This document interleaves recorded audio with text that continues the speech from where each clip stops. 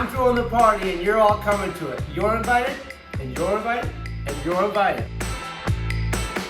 Here to show you some fun and easy quarantine recipes. This is my grandmother's recipe. This is my Momo Peggy's gumbo.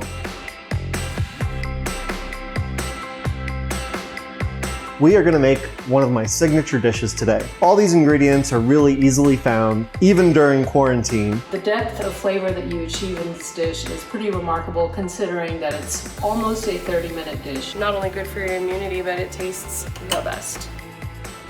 So today we want to make a classic dish, trico caldo. This is beautiful, delicious ricotta gnocchi. And that is how you do it. Ooh, yeah. Enjoy. Oh, that's delicious. Thank you.